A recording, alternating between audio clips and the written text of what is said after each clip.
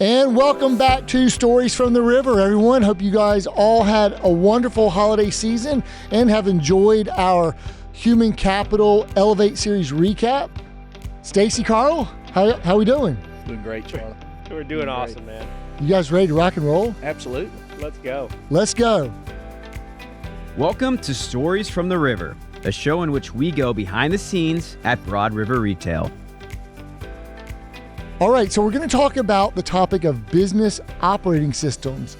And so this is a pretty broad topic, and we just kind of over the holidays really started trying to go broader and understand it at a little bit deeper level through maybe some of the things that you guys have understood. So welcome back to the pod, Stacey and Carl. I'm really excited to have this conversation, and I think it's going to be a lengthy conversation, so we'll shorten this one and maybe have you guys come back for a second. Who knows how many episodes? We're going to let the conversation breathe, all right? Absolutely. So, Carl, what is a business operating system? You know, it's kind of like this. Charlie, are you I'll ask you a question. Are you a Mac user or an Android user? I am a Mac user. Mac user. Well, that's the right answer, by the way. Anyways, but you know, Mac or Apple and Android have two different operating systems, right? Icons are in different spots, this, that, the other. But ultimately, what it does is it creates an experience where you can navigate the world, right? But you know what it's not? Notice I didn't ask you, do you still use DOS, right? You know, DOS is an antiquated operating system where it relied on all these inputs. You know, Apple or Windows allows you to navigate much more freely. So a business operating system is much like that in the sense that allows everyone to, you know, reduce complexity, increase clarity, and gain traction while all speaking the same language, and you're doing it at the same time. It's pretty amazing. Okay. Appreciate that as the metaphor to software, phone applications, computer applications, and whatnot. But Stacey, what is the purpose of a business operating system for a business? I believe it's clarity, number one, clarity of purpose, clarity of how to operate. It's the rules of engagement. It's here's how you show up and how work looks and how it all intertwines to create the ultimate end result that we're all looking for. And a great operating system has all of your, you know, like the one that we use with Mr. Mo has all of these different things that it speaks to. It speaks to vision. It speaks to people. It speaks to process. It speaks to measurement. And then it speaks to planning and predicting and all of these type things. And so as a business, what happens is we're all not just rowing the boat together, we're rowing in the same direction, we're rowing on the same time, and we're progressing farther up the line because we're able to get both the what I would say is the synchronization and the synergy of all speaking the same language and understanding what everyone's inputs are. Yeah, that's you guys are saying some of the same words, and I know you've kind of got a 2-year journey on this. There's a chapter in one of Jason Jennings' his book called The High-Speed Company, and the chapter is called Systematize Everything. And a lot of people say, hey, you don't rise to the occasion, you fall back on your systems, putting processes in place. And so the way I think about it is you need a system to accomplish whatever the task, mission, goals, purpose there are for a team, for a department, for a company. And so it's a system. And we talk about like a river, you know, it's going to go forward, but it needs to have guardrails and embankments, you know, and so it provides those guardrails, embankments, and a way of doing things. And like you said, language, also maybe a way of speaking. So language is an operating system in a sense, because it aligns us with clarity on what we're actually talking about and how to communicate. Okay, so Carl, what can it do for a company? What can a business operating system do for a company? When you have everyone, like Stacey said, rowing in the same direction, creating lift in an organization, what ends up happening is you can start scaling an organization versus just duplicating, right? Duplicating is if we took all of our people that worked at Broad River and we moved to whatever, Texas, and we had 32 stores there, and we'd probably get the same results that we're getting here, there. That's duplicating. Scaling is, hey, if we were to buy those stores in Texas while having our stores here, right? How do we get those stores to look, feel, sound like us? That's scaling, and that's much more complex. And so a business that runs with an operating system has the ability to reduce that complexity and ultimately increase traction in what they're wanting to do. Okay. So what sort of companies should put an operating system in place? Really, any company that has what? A business. A business, right? I would say, the solopreneurs probably don't necessarily need an operating system. Probably when you start getting 10 or more people, you reach a certain level of complexity in communication. Mm-hmm. The lines of communication are exponentially increasing, more than just your head count. But that goes maybe 10 people to 10,000. It doesn't. At that point, you need an operating system. The more people you add. All right. So you started with your example with Apple and Android. Yeah. And so there's two main choices for using a phone operating system. How many are there? Infinite choices for a business to select an operating system? Like, I started to look these up. Okay, well, if we're going to talk about EOS. If EOS is one, what else is out there? And so what do you see as other operating systems? What would be some others if people want to kind of explore the landscape? Yeah, there's so many out there, right? And scaling up is another one that I would, probably as a lot of people are familiar with. They're scaling up. There's we talked about Google, right? OKRs. Mm-hmm. That's something that they are very familiar with, and honestly have written books about it, and a lot of people have had a lot of success with that. There's other ones, Michael Gerber, E-Myth. Mm-hmm. That's a really interesting take as well. But every single one of these operating systems that are out there have their unique advantages and really need to be custom fit to the organization depending on the needs of the business. So it's not one size fits all? If you have to custom fit it, or can you just take it out of the box? Well, the answer is yes. Okay. Some organizations can take one of these operating systems out of the box, run it in its purest form, and experience incredible results. Mm-hmm. But also some of these operating systems are designed for different size companies. Mm-hmm. And so now once you start layering in the complexity of the different variables, that's where it's really going to take some customization and skill and understanding of implementation, getting everyone to see what we call the same dog. Yeah. As I started kind of doing some research here, what I've found out learned, there's not an infinite list of potential operating systems that are really well known and have a significant amount of users. So you mentioned Scaling Up, which comes from Vern Harnish and was formerly known, and he wrote, the book is called Scaling Up, and you were talking about scaling earlier, and those were known as the Rockefeller habits, which and then maybe the most popular one or well-known is EOS, Entrepreneur's Operating System, which comes from Gino Wickman, and he wrote a book on called Traction on EOS. And then and he actually had a connection with Vern Harnish, I believe, and maybe worked for his organization, or there's a connection there. But he crafted EOS, I think, for smaller and mid-sized companies than what Scaling Up was for. Then you mentioned OKRs, which is an acronym for Objectives and Key Results. You mentioned the book. John Doerr, venture capitalist with Kleiner Perkins, Caulfield Byers, in the technology space in Silicon Valley, wrote a book called Measure What Matters, and really attributed a lot of Google's success to adopting OKRs. We're familiar with 4DX, 4 Disciplines of Execution, which comes from Chris McChesney and Franklin Covey, which is about really that teaches you about the lead measures, the lag measures, and how you separate from the whirlwind to really go after those 1 or 2 or maybe 3 lead measures that are going to kind of make the ultimate fulcrum leverage difference in the organization. There's you mentioned E-Myth by Gerber, which was a book.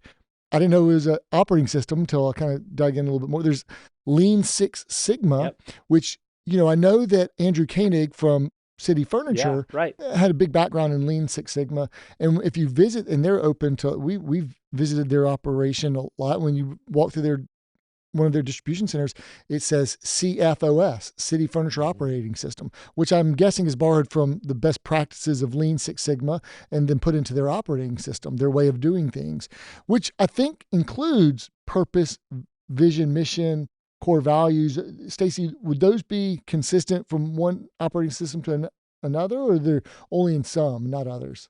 I think that they're in most. I don't think they're in all. Okay. And so I think that you know, obviously one of the quotes that I don't know who you quote, but you talk about without vision, you know, that no one ever drifted to a destination that they wanted to go to, right? They would have chosen. That's that Michael Hyatt from the vision-driven There you leader. go. That's it, right? And I think that when you look at that and you look at the components of that, then there has to be the vision component, right? And you know, when you start talking about the vision component, and for us, it's the purpose component first, and then the vision component, but purpose, vision, mission, core values, beliefs, all of those things have to be identified first, because you got to say, this is who we are, and this is how we go about our work. Yeah. Okay. And so I believe that most of them will have them. The ones that are more analytical sometimes don't.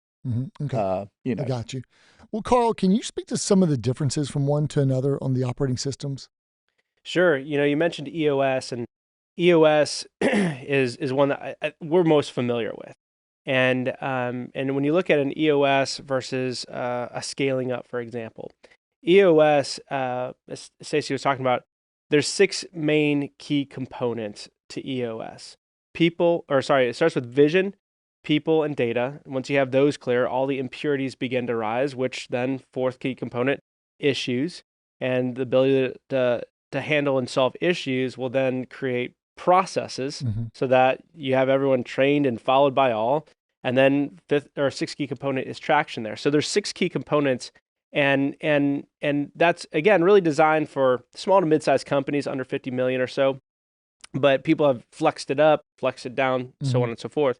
Whereas scaling up, there's more of a emphasis on the financial model, right?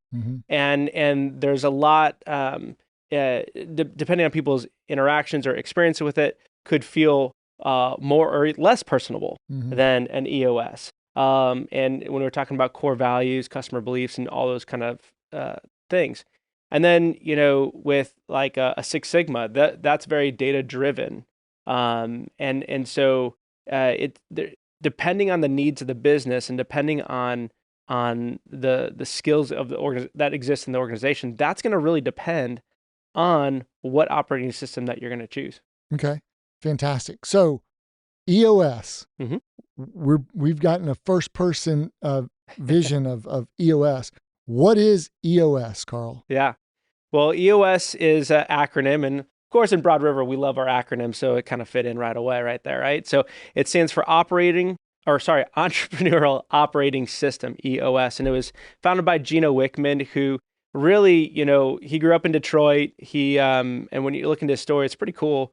Took over a family business that turned it around in a pretty short manner, and just really kind of, you know, figured out he had a knack for the art and science of putting together good businesses. And essentially what EOS is from Gino's work there is a collection of tools that's really just timeless business principles. There's no magic potion or silver bullet. These are business principles that have been around for 100 years and will be around probably forevermore. But they're just put together and orchestrated in a way that is easy to understand, easy to implement. When I said easy, I probably should use the word simple, right? Simple to understand, simple to implement, and can help an organization gain traction fairly quickly. Okay. And you want to add anything to that, Stacey? No, I mean, he's the expert there when it comes to EOS inside of our system. So and before we move on, I want to go a little bit deeper on EOS. I do want to just make a broad comment for any company looking to implement there's comparison guides. I think a couple others are Rhythm Systems based out of Charlotte, Pinnacle. Go do an exploration of business operating systems, read maybe a couple of the books and figure out what's in it for you. We're going to go into, like, in this series, why we chose what we chose and how it's working for us. But we would, ask you, look into it for yourself. When I think of like a operating system and just a system. You when you first came on, you talked a lot about Nick Saban in the Alabama football program. And I remember reading an article many years ago, and it was just like the machine that they built. And I just think of, and it was a very elaborative, illustrative article, and had a lot of metaphorical things about the machine and the systems. But it's just like this grandiose system and machine to produce national championship contending teams. And so, as a company, and I'll just be specific for Broad River, we want to build a national championship contending team, right? Absolutely. In performance and right. profitability and furnishing life's best memories, in our vision to be the premier Ashley operator. That's what we want. We want to contend for the AFL every year, That's Ashley right. Furniture League, right? The Chairman's Award. And so this is a system to help us do that. So Carl, let's go. Let me add something there. I do. So one of the things that I've always talked about is the landscape of business is always moving, right? Mm-hmm. And so what a company has to be very careful of is arriving. Because once you arrive, here comes the landscape. And then all of a sudden, we're left behind. Mm-hmm. And I experienced that in my career at times where I probably arrived, read the news clippings. I was feeling pretty good. One of my sayings is the closest you are to failure is at your pinnacle of success. Mm-hmm. But the other thing for me in this, and we'll get into it more in depth later, is that there is a reason why Charlie Malouf has been successful. You have a system, whether you know it or not, of things that you do and the ways that you go about it. The thing is you've probably never captured it all and wrote it down, right? Manny has that. All individuals who have been successful have something that is duplicatable or scalable, both, but they've never captured it. And what a business operating system does for you is it helps you capture that. So to your point, go figure out where you're at in your business and which one of these things are going to solve your biggest opportunity. The other thing that we found, and this is what gets exciting and we're excited to talk about with you, is that we're not pure EOS. No. We use principles, probably a lot deeper than some people would, but we've allowed ourselves the elasticity to be able to be flexible to take and make sure that it fits Broad River Retail. Yeah, that's right. Well, I think you just made a really poignant point about never arriving. Once the system's in place, let's say, for instance, annual planning or goal setting was part of the system. Well, it's going to force you to reflect back on where you were, what's working well, what's not working well, what can you do a little bit better at, what are the gaps, triage the opportunities, and then go push forward for better. And whether it's free cash flow, a profitability lever, or down to a goal for number of $1 million memory makers or number of credit apps, to enroll customers or guests in our program, our VIP program, or any of these other kind of examples. And EOS, or Mr. Mo, our version, keeps us from ever falling into stasis. That's right. Because we're always going to be. That's where I was going with it, because I think that's the point that you implied and we're landing is you don't arrive, you don't get to stasis. You have to keep pushing forward. That's it. While business is going forward. So hopefully you're running ahead of that landscape. That's right. And I would say the best operating systems, and ours definitely does this for us, it's the great governor, meaning from a speed standpoint, right? If you're going too slow, if you're slowing down, it's gonna start, bells will start going off and say, hey, listen, you need to speed this thing up. Things are off track. Or if your eyes are too big for your stomach, it'll also slow it down because there's just too much that you're trying to push through the system. Yeah, and we're going long tail here, so I'm going to pull us back just a little bit. Okay, so Carl, your experience with EOS, go. Yeah, so my experience with EOS started when I realized I did not know how to create processes and systems and duplicate things. And that realization happened as a store manager in Ashley Furniture, where my store was crushing it. We were incredible, year over year growth. Our sleep business best in the fleet. But when I stepped out of the building, when I took a different role, guess what happened? The thing crumbled. right? So it was Because all on your it actions. was all based upon me, and I was the ultimate thermostat. And I was young in my career and didn't really understand the power of delegating and simplifying and all these kind of things. So I came one of my friends. His name is Justin Most. He's one of the expert EOS implementers. He had a similar situation in his professional career where he then actually took the next steps, became an EOS implementer. And as I started listening to what he was saying, I was like, oh my gosh, that's exactly what I wanted to do from helping other people see the same situation and thrive, but I was unable to do so. So what I did is I signed up and I learned the EOS process, and from there started gaining several clients and ultimately, long story short, landed me here because Well, you skipped a few steps. So I did. So you were a store manager. Yep. You were coming up against a wall on how to duplicate your success or scale your success when you weren't in the box. But at some point, you had to have stopped being a store manager. Yep. For Ashley, and then you went to go multi-unit leadership. Okay. And that's where it really showed up. So it broke down when you were doing multi-store That's leadership. Right. So did you leave that role to then go be an EOS implementer?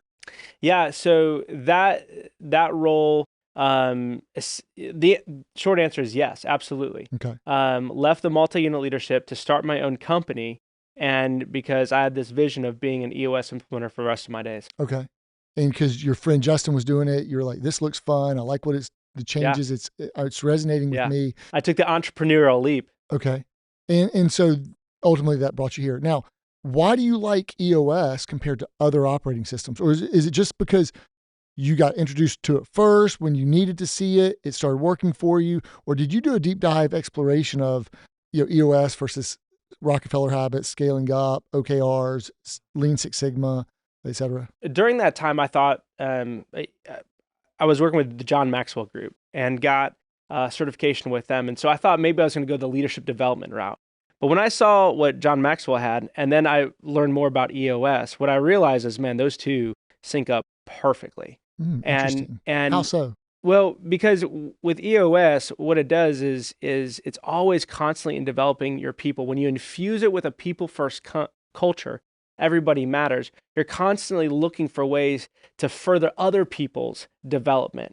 And so John Maxwell, the world's probably leader on leadership, all of his content fits in so well. Really, any leadership author would, but John Maxwell had a system and a process as well that I could easily take that content and without burning too many brain calories, and people could understand it and internalize it, and then not only change professionally and improve their quality of life, but also personally. And that's something that we've always wanted to do, is anything that we teach, bless people both personally and professionally if they chose. And so just a little bit more background here. Yep.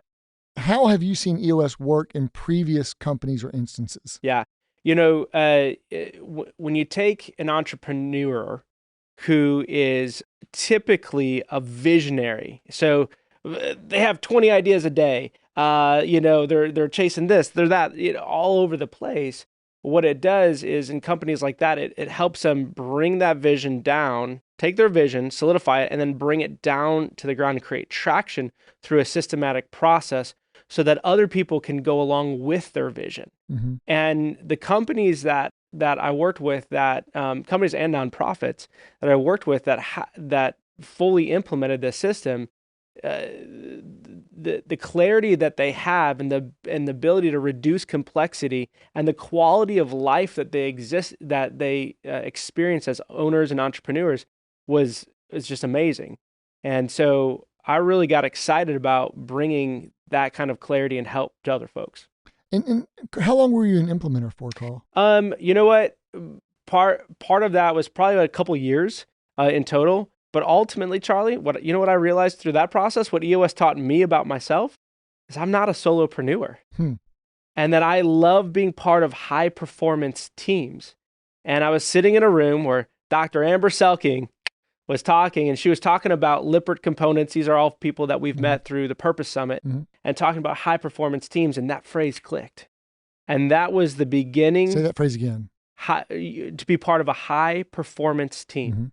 And I realized, how God has designed me is to be part of something bigger than myself, and to be almost operate as a second instead of the first, and to come alongside and enhance and maximize others' results. Yeah, I think it's good to kind of understand yourself a little bit more, to understand what type of company you want to live in. And everyone's designed with different skill sets and abilities.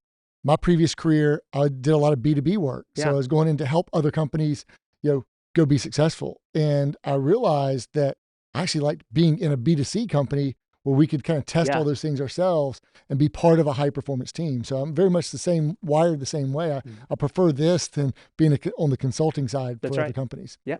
Okay. I think this is a pretty good stopping point as a primer into a business operating system. I want us to come back and get into the introduction of Mr. Mo. Yeah. What is Mr. Mo, Stacey? More right, more often. More right. And so this is the name of our business operating system.